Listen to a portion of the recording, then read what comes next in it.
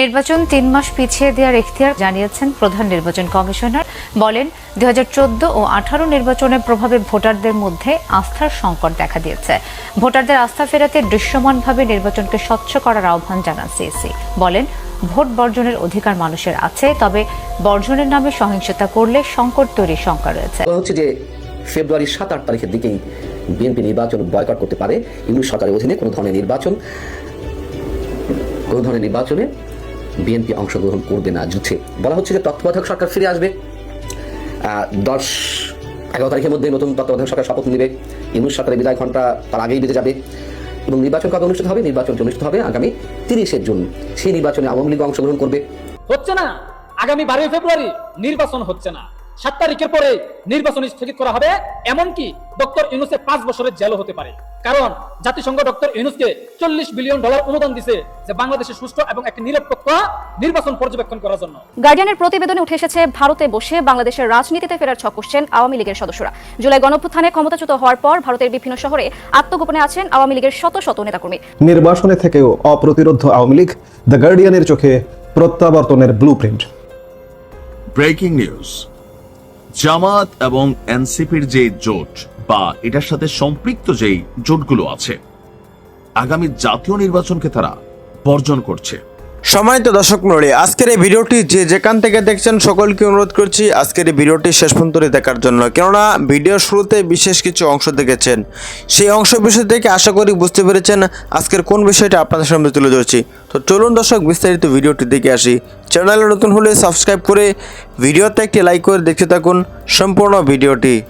গার্ডিয়ানের প্রতিবেদনে উঠে এসেছে ভারতে বসে বাংলাদেশের রাজনীতিতে ফেরার ছক কষছেন আওয়ামী লীগের সদস্যরা। জুলাই গণঅভ্যুত্থানে ক্ষমতাচ্যুত হওয়ার পর ভারতের বিভিন্ন শহরে আত্মগোপনে আছেন আওয়ামী লীগের শত শত নেতাকর্মী। 16 মাস পেরিয়ে গেলেও তারা রাজনীতি থেকে নিজেদের গুটিয়ে নেননি, বরং ভারতের মাটি থেকেই পুনরায় সংগঠিত হওয়ার পরিকল্পনা করছেন।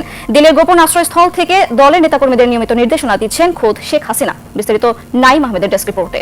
লিলি বিউটি সোপ, যার অ্যান্টি এজিং গুণ তারুণ্য ধরে রেখে ত্বকে করে উজ্জ্বল, তারুণ্যময় উজ্জ্বল ত্বকের জন্য। রিমার্ক।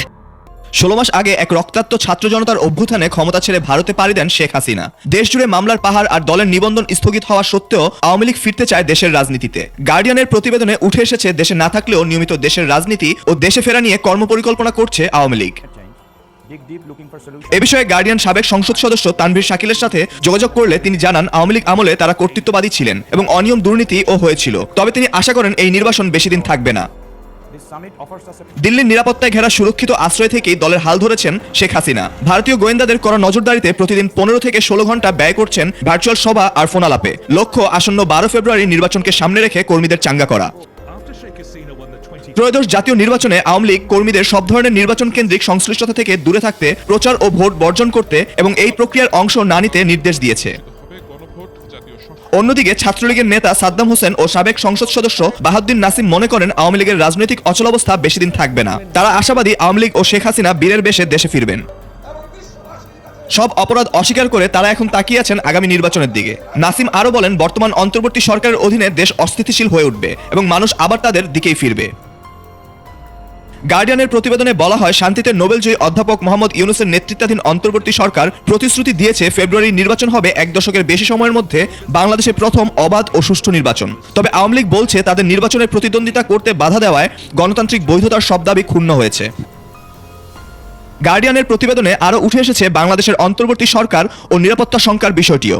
অন্তর্বর্তী সরকার দেশকে একটি নতুন গণতান্ত্রিক পথে পরিচালনার প্রতিশ্রুতি দিলেও তাদের বিরুদ্ধেও নির্যাতন নিপীড়নের পথ বেছে নেওয়ার অভিযোগ উঠেছে। এসব অভিযোগের মধ্যে রয়েছে সাংবাদিকদের বিরুদ্ধে সন্ত্রাস বিরোধী আইনের অপব্যবহার, মত প্রকাশের স্বাধীনতা ও সংখ্যালঘুদের অধিকার রক্ষায় ব্যর্থতা এবং আইনশৃঙ্খলা পরিস্থিতির চরম অবনতি। শেখ হাসিনাকে মৃত্যুদণ্ডের রায় দেওয়া ট্রাইব্যুনালও আন্তর্জাতিক মান বজায় না রাখার কারণে সমালোচনার মুখে পড়েছে বলে অভিযোগের কথা বলা হয় প্রতিবেদনে। আসসালামু আলাইকুম। আগামী 12 ফেব্রুয়ারি নির্বাচনটি হচ্ছে কি হচ্ছে না, এরকম একটি নিশ্চয়তা কিংবা অনিশ্চয়তার মাঝামাঝি সময়ে এসে নতুন করে আরও একটি গুঞ্জন ছড়িয়ে পড়েছে যে নতুন তত্ত্বাবধায়ক সরকারই নাকি আসছে এবং সেই সরকারের অধীনেই এই নির্বাচন অনুষ্ঠিত হবে। এটি কতটা গুঞ্জন, কতটা গুজব, কীভাবে এটি ছড়ালো সে বিষয়ে আমি আসছি। যদি 12 ফেব্রুয়ারির নির্বাচনটি সত্যিই অনুষ্ঠিত হয়, নিঃসন্দেহে এটি ঐতিহাসিক নির্বাচন হবে। আমাদের নোবেল বিজয়ী অধ্যাপক প্রধান উপদেষ্টা ডক্টর মোহাম্মদ ইউনূসের ভাষ্য অনুযায়ী নিঃসন্দেহে এটি ঐতিহাসিক নির্বাচন। কেমন, কোন দিক থেকে? অন্যান্য বিভিন্ন অভিযোগের পরিপ্রেক্ষিতে আওয়ামী লীগের মতন একটি দলের রাজনৈতিক কার্যক্রম নিষিদ্ধ করার মাধ্যমে নির্বাচনী প্রক্রিয়া থেকে পুরো দলকে বাদ রেখে দেশের কোটি কোটি মানুষকে ভোটাধিকার থেকে বঞ্চিত করার মাধ্যমে এটি ঐতিহাসিক নির্বাচন।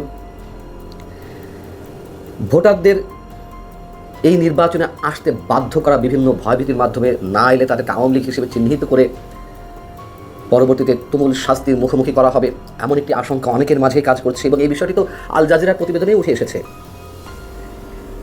একই সঙ্গে একই দিনে জাতীয় নির্বাচন এবং গণভোট, সেদিক থেকেও এটি নিঃসন্দেহে ঐতিহাসিক নির্বাচন এবং সেই গণভোটে আবার সরকারি কর্মকর্তাদেরকে জনগণের করের টাকা খরচের মাধ্যমে হ্যাঁ ভোটের পক্ষে প্রচারণায় বাধ্য করা। এই নির্বাচনের পরে এই সরকার আরও 6 মাস কন্টিনিউ করবে কিনা, তার মধ্যে দিয়ে আরও কী কী রিজাইন আসে, সেসব নিয়ে মানুষের মধ্যে তুমুল একটা শঙ্কা, অনেক ধরনের প্রশ্ন। একটা অনিরপেক্ষ অন্তর্বর্তী সরকার কীভাবে তুমুলভাবে নিরপেক্ষহীনতার সঙ্গে কাজ করা, এসবের দিক থেকে অবশ্যই এই নির্বাচনটি হবে একটি ঐতিহাসিক নির্বাচন এবং একই সঙ্গে নির্বাচনের নির্ধারিত তারিখের 11 দিন আগে, মাত্র 11 দিন আগেও মানুষের মধ্যে শঙ্কা জাগে যে এই নির্বাচন হচ্ছে কি না, হলে কীভাবে হচ্ছে। এই যখন অবস্থা, নিঃসন্দেহে এটি ঐতিহাসিক নির্বাচন। এবার বলি যে এসবের মাঝে নতুন করে একটি গুঞ্জন ছড়িয়ে পড়েছে যে ইউনূস সরকার আর থাকছে না, তত্ত্বাবধায়ক সরকার আসছে, সেই সরকারের অধীনেই নির্বাচন অনুষ্ঠিত হবে।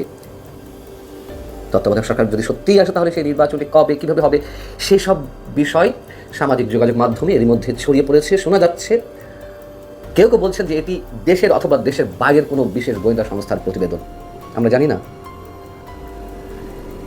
এটা তো সত্য কথা যে এমন আলোচনা তো দীর্ঘদিন ধরে আছেই যে আইন শৃঙ্খলা পরিস্থিতির চরম অবনতি হলে বা চরম অবনতি ঘটনার মাধ্যমে নির্বাচন পিছিয়ে দেওয়ার একটা ষড়যন্ত্র থাকতে পারে, অথবা একেবারে শেষ মুহূর্তে জামাত নির্বাচন থেকে সরে দাঁড়াতে পারে বা নির্বাচন বয়কট করতে পারে যদি কিনা দেখে যে তারা কোনো ধরনের সুবিধা করতে পারছে না, ক্ষমতা আসছে না, ইলেকশন ইঞ্জিনিয়ারিং ঘটানো যাচ্ছে না। এরকম আলোচনা আছে মানুষের মুখে মুখে। এখন শোনা যাচ্ছে যে শুধু জামাত নির্বাচন বয়কট করার বিষয়টি নয়, বিএনপিও নির্বাচন বয়কট করতে পারে। সামাজিক যোগাযোগ মাধ্যমে যে বিষয়গুলো ছড়িয়ে পড়েছে, বিশেষ করে গোয়েন্দা সংস্থার কথিত প্রতিবেদন হিসেবে বলা হচ্ছে যে ফেব্রুয়ারির 7-8 তারিখের দিকেই বিএনপি নির্বাচন বয়কট করতে পারে। ইউনূস সরকারের অধীনে কোনো ধরনের নির্বাচনে বিএনপি অংশগ্রহণ করবে না। যদি তেমনটি ঘটে তাহলে তো আর কোনো উপায় নেই। এবং বিএনপি যদি ধারণা করে যে এই সরকার, যেহেতু অনেকেই বলেন যে কোনোভাবে চায় জামাত এবং এনসিপি ক্ষমতায় নিয়ে আসতে, তার কিছুটা সিমটম তো মানুষ পেয়েছে গত কয়েকদিন আগে আন্তর্জাতিক প্রভাবশালী গণমাধ্যম ওয়াশিংটন পোস্টের একটি প্রতিবেদনের মাধ্যমে। সেখানে বলা হয়েছে বা একটি অডিও প্রকাশ করা হয়েছে, মার্কিন দূতাবাসের একজন মার্কিন কূটনীতিক তিনি স্পষ্ট বলেছেন যে জামাতকে ক্ষমতায় দেখতে চায় যুক্তরাষ্ট্র। এটি তো আর কারোর অজানা নয় এই রিপোর্টটির বিষয়ে। এবং এটিও আমরা জানি যে এই ধরনের মানসিকতা ভারতের অন্যতম একটি বাংলা দৈনিক এই সময়ে আরও 3 থেকে 3.5 মাস আগে একই ধরনের রিপোর্ট বেরিয়েছিল। সেখানে অডিও রেকর্ডের কথা বলা হয়নি, তবে মার্কিন এক কূটনীতিকের দৃষ্টিতে তারা জামাতকে ক্ষমতায় চায় 5টি কারণে, সেখানে কারণগুলো উল্লেখ করা হয়েছিল। যাও, এখন কথিত ওই প্রতিবেদনে বলা হচ্ছে, যেটি সামাজিক যোগাযোগ মাধ্যমে নানানভাবে ছড়িয়েছে, বলা হচ্ছে যে তত্ত্বাবধায়ক সরকার ফিরে আসবে। 10-11 তারিখের মধ্যে নতুন তত্ত্বাবধায়ক সরকার শপথ নেবে। ইউনূস সরকারের বিদায় ঘণ্টা তার আগেই বেজে যাবে। এবং নির্বাচন কবে অনুষ্ঠিত হবে? নির্বাচনটি অনুষ্ঠিত হবে আগামী 30শে জুন। সেই নির্বাচনে আওয়ামী লীগ অংশগ্রহণ করবে। এবং ভারতীয় সাংবাদিকরাও তো জানিয়েছেন যে এখনও আওয়ামী লীগকে অংশগ্রহণ বিষয়ে ভারত নানানভাবে কৌশল অবলম্বন করে যাচ্ছে। তাদের বক্তব্য হচ্ছে ভারতে এই ধরনের তৎপরতা বা যে কোনো দেশের তৎপরতা বা কূটনৈতিক তৎপরতা কোনোটি ওপেন চলে, কোনোটি গোপনে চলে। এটা তো সত্য কথা। শুরু থেকেই তো বলে আসছি যে ইউনূস সরকারের অধীনে কোনো সুষ্ঠু নির্বাচন সম্ভব নয় এখনও। এটা স্পষ্ট আমার বক্তব্য, আমি মনে করি। এবং কথাও আমি বলে আসছিলাম যে বিএনপির উচিত যে একটা নিরপেক্ষ অন্তর্বর্তী সরকার হোক বা তত্ত্বাবধায়ক সরকার হোক, সেই সরকারের দাবি করা এবং তার অধীনে নির্বাচনে যাওয়া। এবং বিএনপি বারবার ফাঁদে পা ফেলতে যাচ্ছে কিনা, ফাঁদে পড়ছে কিনা, এই প্রশ্নটা শুধু আমার না, অসংখ্য মানুষের, অসংখ্য সুবুদ্ধি সম্পন্ন মানুষের। তো বিএনপি কেন এই সরকারের অধীনে নির্বাচন চাচ্ছিল? যে নতুন তত্ত্বাবধায়ক হবে, আবার কে আসবে না আসবে, মাঝখান থেকে কী হয়, সেটি ভাবতে গিয়ে যদি তার আম ছালা দুটিই যায়, তাহলে বিএনপি তখন আর কী করবে? যদি সত্যি বুঝতে পারে যে নির্বাচনে কিছু ঘটতে যাচ্ছে। ওয়াশিংটন পোস্টের এই খবরটি একেবারে উড়িয়ে দেওয়ার মতো নয়। যে ইলেকশন হলেও সেখানে ইঞ্জিনিয়ারিং করবে কিনা। সম্মানিত দর্শক মণ্ডলী, আশা করি সম্পূর্ণ ভিডিওটি দেখলেন না এবং আজকের এই ভিডিও সম্বন্ধে আপনাদের মতামত অবশ্যই কমেন্ট সেকশনে জানিয়ে দিবেন। দেখা হচ্ছে পরবর্তী ভিডিওতে। আসসালামু আলাইকুম।